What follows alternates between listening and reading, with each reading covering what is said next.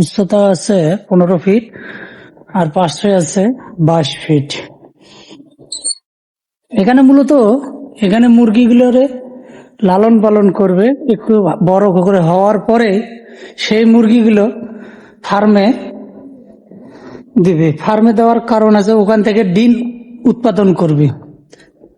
যারা ফার্মিং এরা যারা মুরগি কিনবে তাদের এখান থেকেই মুরগি সরবরাহ করবে। এখান থেকে যেগুলো ব্যবহার করতেছে, এখানে যে দেখতেছেন পানির লাইন, 1 বাই 1 পানির লাইন নামবে, নিপ্পল লাইন, এখান থেকে মুরগিরা পানি খাবে। আর এইভাবেই সেটার সিস্টেমটা করছে।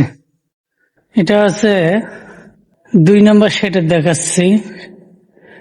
আর কিছু অংশ দেখাই আপনার। এই দেখেন নাম পানির লাইন কিভাবে রাখছে উপরে। ওখানে আপনার পানি রিজার্ভ হবে, এখান থেকে আউটলাইন বাইর হবে। এই যে আছে মেন দরজা। আর একটা দেখাই, 1টা 2টা 3টা 4টা, এখানেই আছে 4টা, পেছনে আছে 4টা রুম। এইভাবেই 8টি রুম আছে। এখনো কাজ সম্পূর্ণ শেষ হয়নি, কিছুদিনের মধ্যে হয়তো কাজগুলো সম্পূর্ণ হয়ে যাবে। আরো কিছু আপনারা ভিডিও আমি আপনাদের মাঝে তুলে ধরবো, মুরগি উঠানোর পরে এবং মুরগি কিভাবে পরিচর্যা করে। আমি আইছিলাম শুধু একটি কাজের জন্য, কাজটা শেষ হয়ে গেল। আপনাদের মাঝে ওয়ার্লিং এর ভিডিওগুলো তুলে ধরি নাই এই কারণে, ফেসবুকের কিছু গাইডলাইন নিয়ম আছে, ওই নিয়মের বাইরে তো আর আমরা যাইতে পারি না। তাই এগুলো আপনাদের মাঝে তুলে ধরতে পারি নাই। আমাদের প্রাণপ্রিয় মতিয়ার ভাই এবং এরশাদ ভাই এই যে কাজ করতেছে ইলেকট্রিক্যাল বক্সের। এই যে আমাদের চেয়ারম্যান সাহেব, হ্যাঁ এই যে আমাদের চেয়ারম্যান সাহেব, প্রাণপ্রিয় চেয়ারম্যান সাহেব ইলেকট্রিক্যাল কাজ করতেছে। এই ভাইয়ের কাছে আজকে আসলাম আমি কাজের জন্য।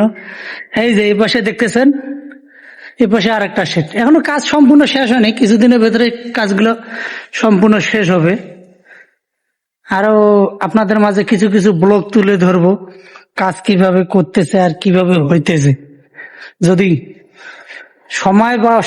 সময় পাই আসার জন্য হয়তো এগুলা তুলে ধরবো। এই যে আমাদের প্রাণপ্রিয় মতিয়ার ভাই লাইন টানতেছে। মতিয়ার ভাই, এটার কাজ কি শেষ? আর এখানে হবে জেনারেটর রুম। এই যে বাউন্ডারির লাইন টানতেছে, দেখছেন বাউন্ডারি লাইন কোন থেকে যাইতেছে।